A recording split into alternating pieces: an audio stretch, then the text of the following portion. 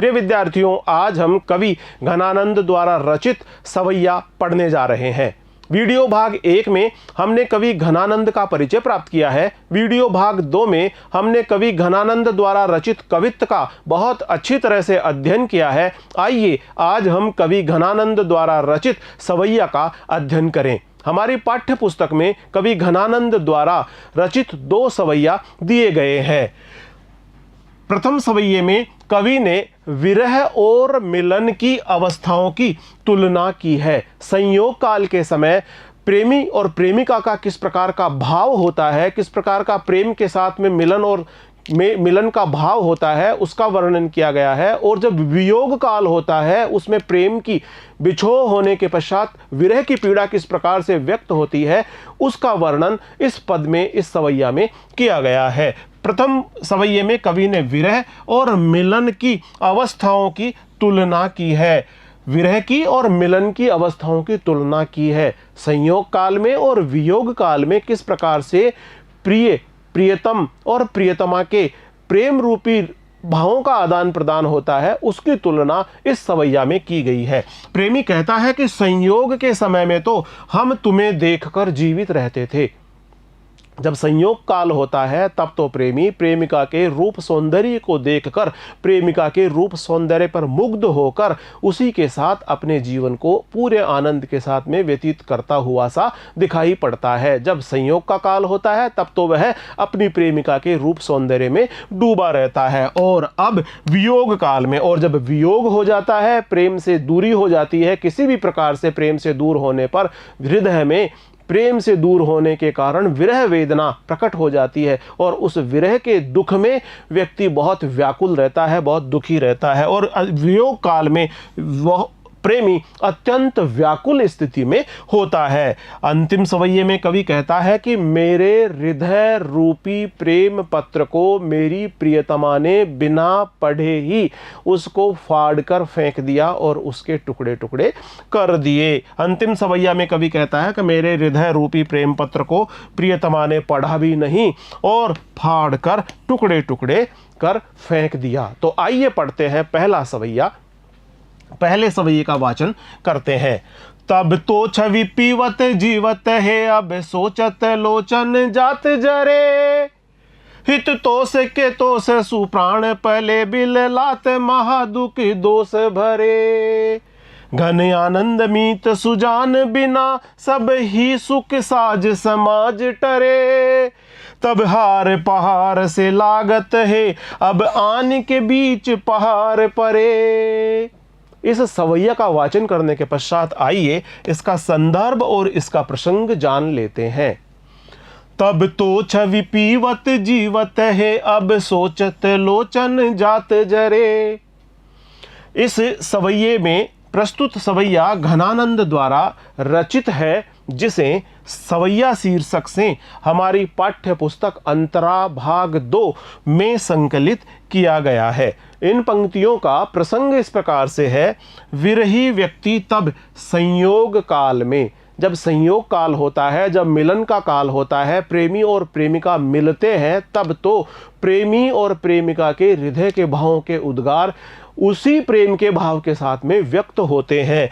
विरही व्यक्ति तब संयोग काल और अब वियोग काल की तुलना कर रहा है। संयोग काल में प्रेमी और प्रेमिका का किस प्रकार का प्रेम प्रदर्शन का भाव होता है और वियोग काल में प्रेम का यही भाव विरह रूप में बदल जाता है। तब इस भाव का प्रकटीकरण किस प्रकार से होता है।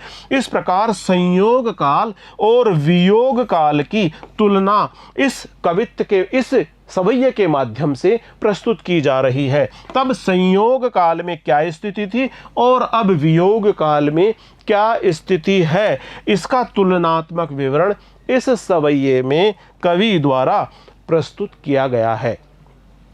तब तो छवि पीवत जीवत है, अब सोचत लोचन जात जरे। इन पंक्तियों में आए हुए कठिन शब्दों के अर्थ देखते हुए आइए अब हम इसकी व्याख्या करने का प्रयास करें। तब तो छवि पीवत जीवत है। तब से आशय है संयोग काल।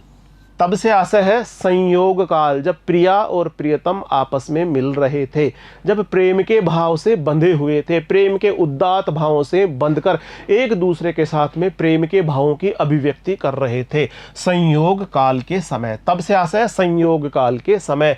जो छवि, छवि से आशय है सौंदर्य, सुंदर स्वरूप, सौंदर्य, छवि। पीवत, पीवत से आशय है पान करने में, पीवत पान करना, पीवत पान करना। जीवत, जीवत, जीवत, जीवत है जीवित रहते थे, जीवित है जीवित रहते थे। अब से आशय है वियोग काल में, तब से आशय है संयोग काल, तब से आशय है संयोग काल, और अब से आशय है वियोग काल, अब से आशय है वियोग काल। संयोग काल और वियोग काल। सोचत, सोचत से आशय है शोक, सोचत शोक। लोचन, लोचन से आशय है नेत्र, आंखें, नयन। जात जरे, जले जाते हैं, जल रहे हैं, विरह पीड़ा में भरे हुए ये नेत्र जरे जात, जले जा रहे हैं।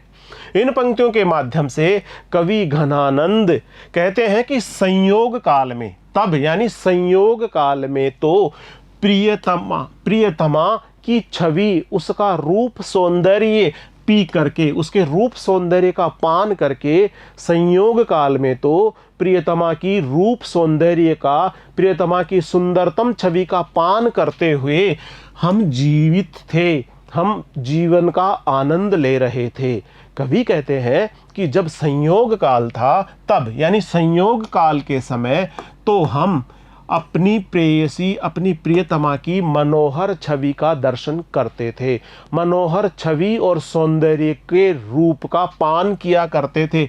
उसके रूप का पान करते हुए, रूप का पान करते हुए हम जीवित थे। और अब जब संयोग काल समाप्त हो गया, जब प्रेम के बीच में विरह रूपी बाधा आ गई, अब वियोग काल में, अब यानी वियोग काल में, अब वियोग काल में सोचत लोचन जात जरे।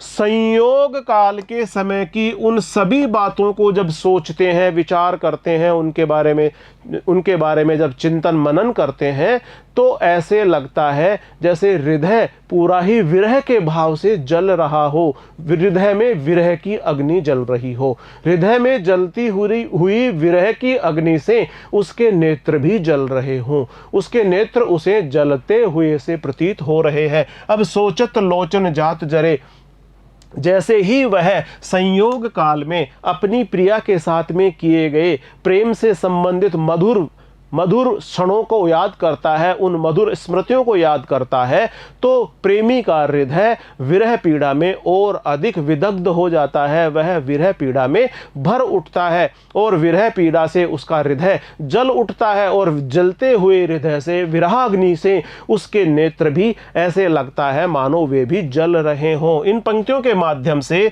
कवि घनानंद कहते हैं कि संयोग काल में मेरे ये नेत्र प्रिया के सौंदर्य दर्शन से तृप्त होकर ही जीवित रहते थे। संयोग काल में मेरे ये नेत्र प्रिया के दर्शन करते थे, मेरी ये आंखें प्रिया के रूप सौंदर्य का पान किया करती थी, और उसी रूप सौंदर्य के पान से मेरे ये नेत्र तृप्त हुआ करते थे, मेरे ये नेत्र तृप्त होते थे। और इस प्रकार से मैं प्रिया के रूप सौंदर्य का दर्शन करने से मेरे नेत्र तृप्त होते थे, और मैं जीवन में बहुत सुखपूर्वक प्रेम का आनंद का भाव ले रहा था।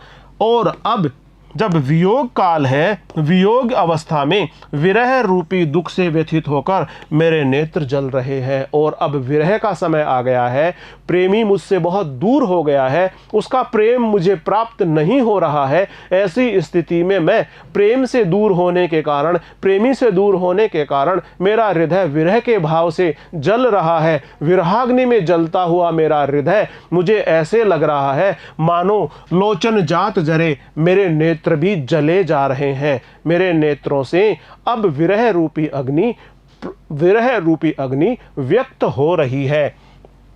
तब तो छवि पीवत जीवत है, अब सोचत लोचन जात जरे। हित तोष के तोष सुप्राण पले, बिललात महादुख दोष भरे। आइए सबसे पहले इन पंक्तियों में आए हुए कठिन शब्दों के अर्थ जान लेते हैं। हिततोष से आशय है प्रेम का पोषण, प्रेम के द्वारा किया गया पोषण। हिततोष प्रेम के द्वारा किया गया पोषण। तोष से आशय है संतोष, तोष से आशय है संतोष। सुप्राण पले, ये प्राण पले, इनका पालन पोषण हुआ, इनका पोषण हुआ, ये प्राण पले। बिललात से आशय है व्याकुल होना, बिललात बिल बिलाना, बिल बिलाकर व्याकुलता का भाव व्यक्त करना, यानी व्याकुल होना। बिललात यानी व्याकुल हो रहे हैं। महादुख दोष भरे, महादुख दोष भरे। इन पंक्तियों के माध्यम से कवि घनानंद अपनी प्रियतमा सुजान को संबोधित करते हुए कहते हैं कि हित तोष के तोष सुप्राण पले। पहले तो हे प्रिया सुजान, तुम्हारे ही प्रेम के पोषण से, हित तोष का आशय है प्रेम के द्वारा प्रेम का पोषण करना, तुम्हारे ही प्रेम के पोषण से, के तोष के संतोष से, तुम्हारे प्रेम के पोषण के संतोष से ही मेरे ये प्राण पल रहे थे। मुझे जीवन में प्रेम रूपी अमृत चखने का सुअवसर मिला था। तुम्हारे ही द्वारा जो प्रेम का पोषण किया गया, उसी प्रेम रूपी पोषण से मेरे ये प्रेम रूपी प्राण पल रहे थे। उसी के संतोष से मैं प्रेम रूपी इस अमृत का स्वादन कर रहा था। हित तोष के तोष सुप्राण पले, बिललात महादुख दोष भरे। और अब वियोग स्थिति में, क्योंकि प्रियतमा से दूर हो गया है, प्रियतमा और प्रिय आपस में बहुत दूर हैं, और दूर ही होने के कारण दोनों में प्रेम का भाव व्यक्त नहीं हो पा रहा है। विरह की पीड़ा बहुत अधिक मात्रा में बढ़ गई है। विरह की पीड़ा बढ़ जाने से हृदय की व्याकुलता बहुत अधिक बढ़ गई है। हृदय की व्याकुलता का भाव अभिव्यक्त हो रहा है। बिललात महादुख दोष भरे, और इस प्रकार से हृदय की व्याकुलता बहुत अधिक मात्रा में बढ़ गई है। महादुख दोष भरे, और विभिन्न प्रकार का जो व्याकुलता का भाव है वह अभिव्यक्त हो रहा है। इन पंक्तियों के माध्यम से कवि घनानंद अपनी प्रियतमा सुजान को संबोधित करते हुए कहते हैं कि कहाँ तो मेरे इन प्राणों को आपके प्रेम का पोषण मिला, और अब ये प्राण वियोग व्यथित होकर आपके प्रेम को पाने के लिए व्याकुल हैं, लालायित हैं। अब पहले तो जब संयोग की स्थिति थी, तब तो प्रेमिका के प्रेम से प्रेमी के प्राणों का पोषण हुआ, और अब जब विरह की स्थिति आई है, वियोग की स्थिति आई है, वियोग काल में अब प्रेमी अपने संयोग काल के उन सुखद क्षणों को याद करके, उन मधुर स्मृतियों को याद करके और भी अधिक विरह के भाव में भर जाता है, और उसका हृदय बिललात व्याकुल हो जाता है, और वह बहुत अधिक दोष के साथ, अधिक कष्ट के साथ में अपने हृदय में इस विरह पीड़ा के भाव को महसूस करता है। वियोग व्यथित होकर आपके प्रेम को पाने के लिए लालायित है, और अनेक प्रकार के दुख दोष से युक्त होकर व्याकुल हो रहे हैं। हित तोष के तोष सुप्राण पले, बिललात महादुख दोष भरे। घन आनंद मीत सुजान बिना, सब ही सुख साज समाज टरे।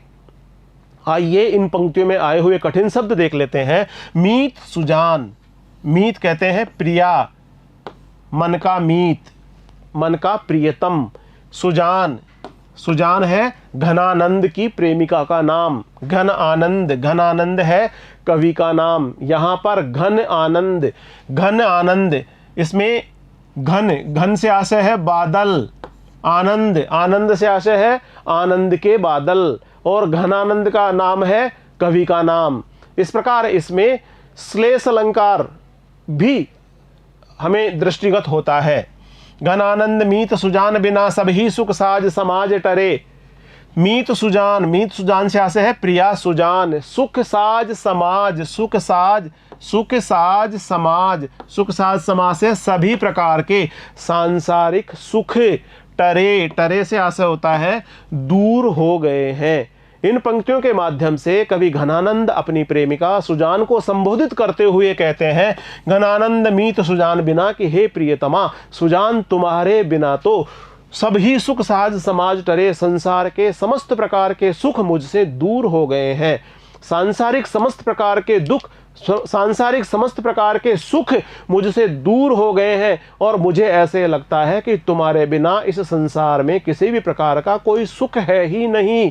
घन आनंद मीत सुजान बिना, क्योंकि सभी प्रकार का सांसारिक सुख मीत सुजान के द्वारा ही की होने पर ही संभव है। मीत सुजान के न होने पर संसार में किसी भी प्रकार का सुख नहीं है। इस प्रकार घनानंद अपने प्रेम की पराकाष्ठा को अभिव्यक्त कर रहे हैं। वे अपनी प्रियतमा सुजान को संबोधित करते हुए कह रहे हैं कि मीत सुजान के बिना सब ही सुख साज समाज टरे। इस संसार में सब प्रकार के सुख व्यर्थ है। मीत सुजान के बिना किसी भी प्रकार के सुख भोग का कोई भी आनंद प्राप्त कवि को नहीं हो रहा है।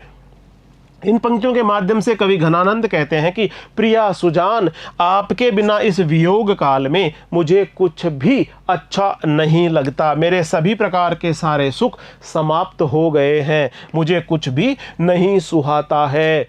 घन आनंद मीत सुजान बिना सब ही सुख साज समाज टरे। तब हार पहाड़ से लागत है, अब आन के बीच पहाड़ परे। सबसे पहले कठिन शब्द इस प्रकार से है हार। हार से आशय है तब हार। हार यानी गले में पहना जाने वाला हार। पहाड़, पहाड़ से आशय है पहाड़। पहाड़ जैसा बाधक, यहाँ पर लक्षणा में इसका अर्थ होगा पहाड़ जैसा बाधक। पहाड़ से लागत है, पहाड़ परे, पहाड़ परे, पहाड़ जैसी दूरियां आ गई है। आनी के से आशय है आकर के। तब हार पहाड़ से लागत है, अब आनी के बीच पहाड़ परे। कवि घनानंद अपनी प्रेमिका सुजान को संबोधित करते हुए कहते हैं कि जब संयोग काल का समय था, जब मिलन काल का समय था, जब प्रेम की भावनाओं को आपस में व्यक्त करने का समय था, उस समय तो तुम्हारे गले में पहना हुआ यह हार भी मुझे पहाड़ के जैसे दिखाई पड़ता था। पहाड़ के जैसे मिलन में बाधक दिखाई पड़ता था। और अब वियोग काल में स्थिति ऐसी हो गई है कि अब तो मिलना बहुत दूभर हो गया है। ऐसे लगता है जैसे पहाड़ जैसी बहुत भारी बाधा तुम्हारे और मेरे मिलने के बीच में आ गई है। इन पंक्तियों के माध्यम से कवि घनानंद कहते हैं कि संयोग काल में तो हम दोनों को गले में पहनने वाले हार का भी व्यवधान खलता था। तब तो तुम्हारे जो गले में जो हार पहना जाता था वह भी व्यवधान महसूस होता था। वह हार भी ऐसे लगता था मानो ये प्रेमी और प्रेमिका के मिलन में बाधा उत्पन्न कर रहा है।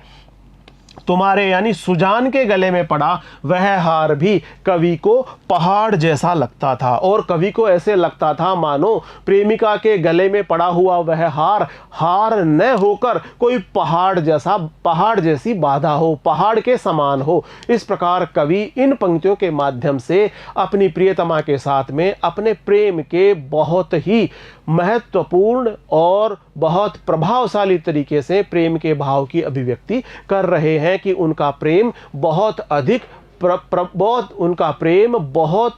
प्रभावशाली तरीके से व्यक्त हुआ कर रहा था।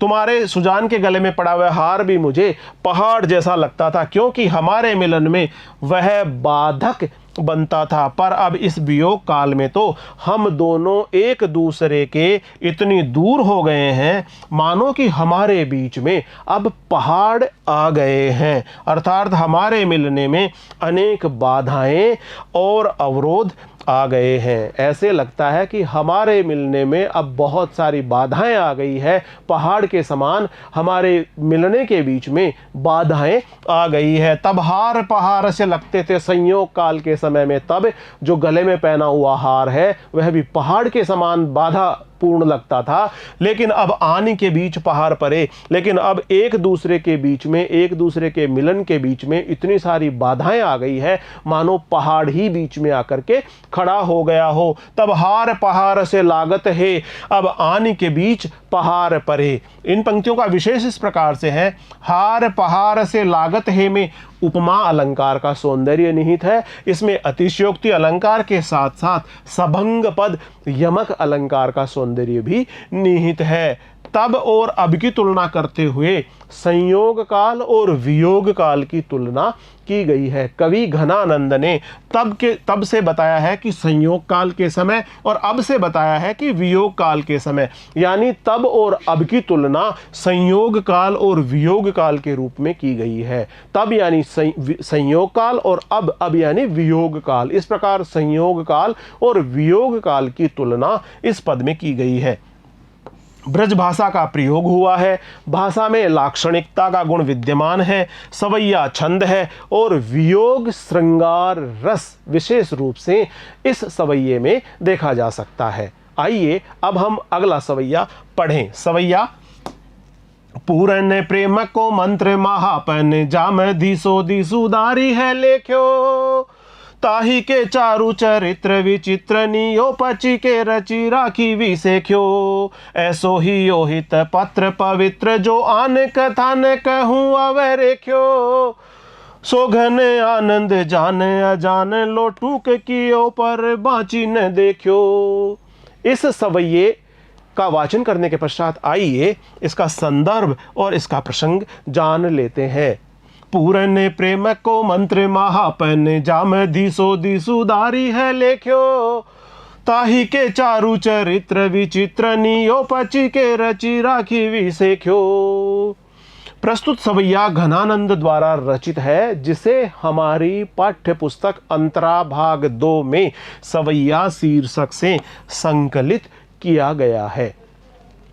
इन पंक्तियों का प्रसंग इस प्रकार से है। कवि घनानंद ने इस सवैया में अपनी प्रिया सुजान को यह उपालंब दिया है कि आपने मेरे हृदय रूपी प्रेम पत्र को बिना पढ़े ही टुकड़े टुकड़े करके फाड़कर फेंक दिया है, और ऐसा करके आपने उचित कार्य नहीं किया है। आपने मेरे प्रेम का तिरस्कार किया है, मेरे प्रेम को ठुकराया है और मेरे हृदय रूपी प्रेम पत्र को आपने बिना पढ़े ही फाड़कर टुकड़े टुकड़े कर फेंक दिया है। पूरन प्रेम को मंत्र महापन जाम दिसो दिसुदारी है लेख्यो, ताही के चारु चरित्र विचित्र यो पची के रची राखी विसेख्यो। इन पंक्तियों में आए हुए कठिन शब्द इस प्रकार से है। पन, पूर्ण प्रेम को मंत्र महापन, पन से आशय है प्रतिज्ञा, पन प्रतिज्ञा। जामधी, जामधी से आशय है जिसमें, सोधी, सोधी से आशय है शोध करके, लेख्यो, लेख्यो से आशय है लिखना, लिखा है। ताही, ताही से आशय है उनको यानी प्रियतम को। ताही के चारु, चारु से आशय है सुंदर। विचित्रिणी, विचित्रिणी से आशय है अनोखे, विचित्रिणी अनोखे। रुचि राखा, रुचि राखा से आशय है रचि राखा, रचि राखा से आशय सजा रखा है। विशेख्यो, विशेष रूप से।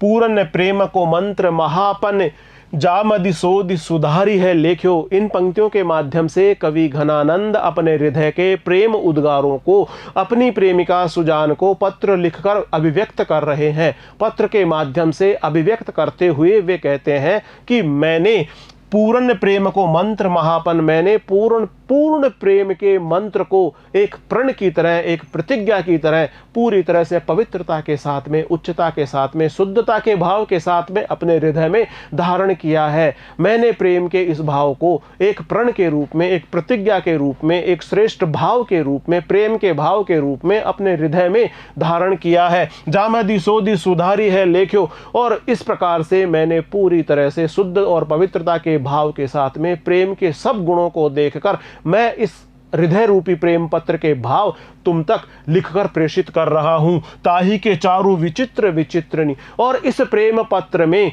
बहुत ही सुंदरता से तुम्हारे और मेरे प्रेम प्रसंग के दौरान हुई सभी प्रकार की मधुर स्मृतियों को, उन सुंदरतम चित्रों को, उन सुंदरतम संदर्भों और घटनाओं को मैंने इस प्रेम पत्र में अंकित किया है, मैंने इस प्रेम पत्र में लिखा है। ताही के चारु चरित्र विचित्रणी, ये जितने भी सुंदरतम जो अनोखे विशेष प्रकार के तुम्हारे चरित्र हैं, तुम्हारे क्रियाकलाप हैं, तुम्हारा सौंदर्य से संबंधित वर्णन है, उन सबको मैंने मेरे हृदय रूपी इस प्रेम पत्र पर अंकित किया है, जिन्हें प्रेम रूपी उद्गारों के रूप में मैं पत्र के माध्यम से तुम तक पहुंचा रहा हूं। ताही के चारु चरित्र विचित्रनी यो पची के रची राखी विसेख्यो, जिनको विशेष रूप से मैंने प्रेम रूपी इस हृदय रूपी प्रेम पत्र पर मैंने अंकित किया है। इन पंक्तियों की व्याख्या इस प्रकार से है। कवि घनानंद अपनी प्रियतमा सुजान से कहते हैं कि हे प्रिया सुजान, मैंने अपने हृदय को प्रेम के मंत्र की प्रतिज्ञा से युक्त कर रखा है। मैं अपने हृदय के प्रेम उद्गारों को पत्र के माध्यम से व्यक्त कर रहा हूँ। मैं लिख रहा हूँ, सुधारी है लेख्यो, मैं पत्र के माध्यम से अपने हृदय के उद्गारों को लिख रहा हूँ। मेरे हृदय रूपी प्रेम पत्र पर तुम्हारे उज्जवल क्रियाकलापों और चरित्रों को अंकित करते हुए तुम्हारी यादों के मधुर चित्रों से इसे सुसज्जित कर रखा है।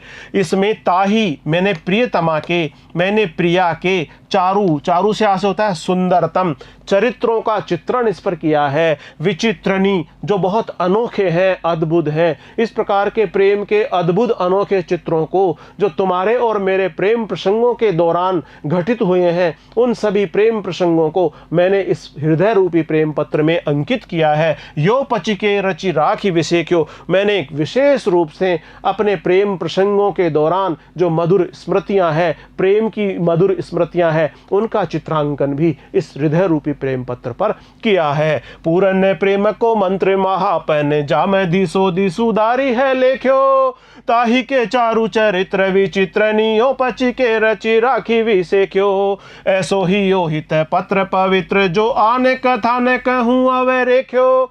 इन पंक्तियों में आए हुए कठिन शब्द इस प्रकार से है। हियो हित पत्र, हियो हित पत्र, हियो हित पत्र से आशय है हृदय रूपी प्रेम पत्र। हियो, हियो से आशय है हृदय, हित पत्र प्रेम पत्र, हृदय रूपी प्रेम पत्र। आन कथा, आन कथा से आशय है अन्य की कथा। आन कथा किसी अन्य की कोई कथा नहीं है, आन कथा अन्य की कथा। न कहूँ अवरेख्यो, अवरेख्यो से आशय है बिल्कुल भी अंकित न थी, किसी भी प्रकार से अंकित न थी, रंच मात्र भी अंकित न थी।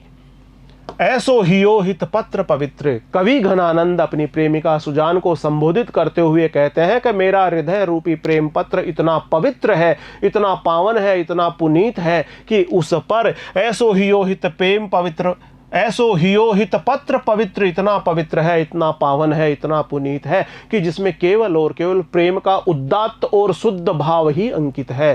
प्रेम के शुद्ध और उदात्त भाव के अलावा उस प्रेम पत्र पर और कुछ भी अंकित नहीं है। तुम्हारे और मेरे ही प्रेम का वह सब भाव, तुम्हारे ही और मेरे प्रेम का वह पावन पवित्र पुनीत भाव इस मेरे हृदय रूपी प्रेम पत्र में अंकित है। जो आन कथा न कहूँ अवरेख्यो, जिस पर किसी अन्य की कोई भी प्रकार की कथा, जिस पर किसी अन्य का कोई भी प्रकार का नाम उस पे अंकित नहीं है, किसी भी अन्य से संबंधित कोई भी विवरण इस प्रेम पत्र पर नहीं है। कवि कहना चाहते हैं कि केवल और केवल उन्होंने जीवन में अपनी प्रेमिका सुजान से ही प्रेम किया है, उन्हीं के साथ प्रेमालाप किया है, प्रेम से संबंधित उद्गारों की अभिव्यक्ति की है। उनके अलावा उनका किसी से अन्य से प्रेम संबंधी कोई भी लाभ, किसी भी प्रकार का प्रेमालाप, किसी भी प्रकार के प्रेम के उद्गारों का आदान प्रदान नहीं हुआ है। और कवि यहाँ पर विशेष रूप से ये कह रहे हैं कि हृदय रूपी प्रेम पत्र बिल्कुल पवित्रता के साथ में, प्रेम रूपी पवित्र भाव के साथ में उन्होंने लिखा है। उसमें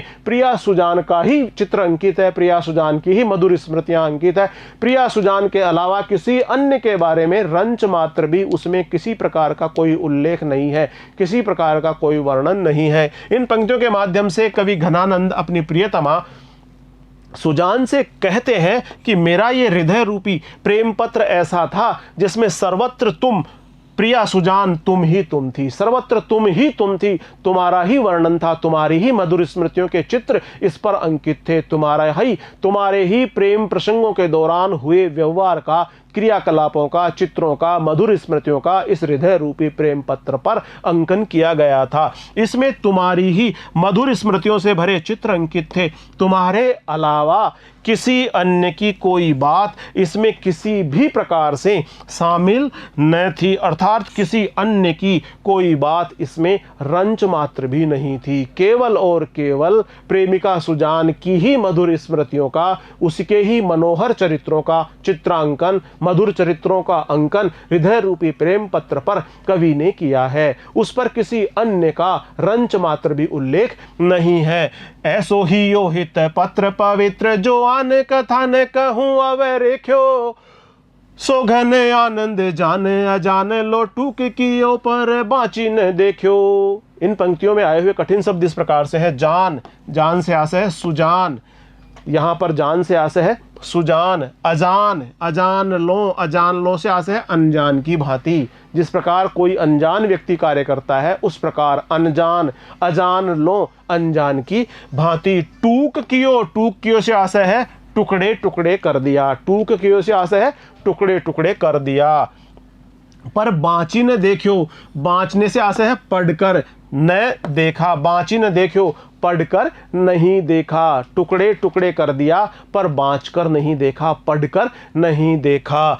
इन पंक्तियों के माध्यम से कवि घनानंद अपनी प्रेमिका सुजान को संबोधित करते हुए कहते हैं कि मैंने अपने हृदय रूपी प्रेम पत्र में अपने हृदय के प्रेम संबंधी उद्गारों को लिखकर तुम तक पहुंचाया था, और तुमने बहुत ही निष्ठुरता पूर्वक उस प्रेम पत्र को बिना पढ़े ही, अनजान की भांति बिना पढ़े ही फाड़ कर टुकड़े टुकड़े करके फेंक दिया। तुमने मेरे प्रेम का तिरस्कार कर दिया, तुमने मेरे प्रेम का तिरस्कार करते हुए मेरे प्रेम का अपमान भी कर दिया। इस प्रकार इन पंक्तियों के माध्यम से कवि घनानंद कहते हैं, कवि घनानंद प्रियतमा सुजान से अपने हृदय की वेदना व्यक्त कर शिकायत करते हुए कहते हैं कि मेरे हृदय रूपी प्रेम पत्र पर तुम्हारे ही सुंदरतम चरित्र एवं तुम्हारी ही मधुर स्मृतियां अंकित थी। तुमने मेरे हृदय रूपी प्रेम पत्र को अनजान की भांति बिना पढ़े ही फाड़ कर टुकड़े टुकड़े करके फेंक दिया, बिना पढ़े ही फाड़ दिया और टुकड़े टुकड़े करके इसको फेंक दिया। अर्थात तुमने मेरे हृदय के प्रेम को जाने बिना ही उसे तोड़ दिया, मेरे प्रेम को तोड़ दिया, मेरे प्रेम भरे हृदय को तोड़ दिया। और इसी बात की मुझे आपसे बहुत शिकायत है। कवि अपनी प्रेमिका सुजान से इस बात की शिकायत करते हैं कि हृदय रूपी प्रेम पत्र को प्रेमिका ने पढ़े बिना ही उसे टुकड़े टुकड़े कर फाड़ कर फेंक दिया। विशेष इस प्रकार से इन पंक्तियों का प्रिया सुजान की निष्ठुरता का वर्णन किया गया है। टूक कियो का तात्पर्य है हृदय टुकड़े टुकड़े कर दिए, हृदय विदीर्ण करने से है। वियोग श्रृंगार रस इस सवैये में हमें दिखाई पड़ता है। मधुर ब्रज भाषा का प्रयोग हुआ है। सवैया छंद में यह रचना प्रस्तुत की गई है। जान अजान लो में विरोधाभास अलंकार का सौंदर्य निहित है। प्रिय विद्यार्थियों, आज हमने अध्याय 11 में वर्णित कवि घनानंद द्वारा रचित सवैया का अध्ययन किया है। अगले वीडियो में हम कवि घनानंद द्वारा रचित कवित्त और सवैया से संबंधित अभ्यास प्रश्नों से संबंधित वीडियो लेकर शीघ्र ही आपके समक्ष उपस्थित होंगे। तब तक नमस्कार।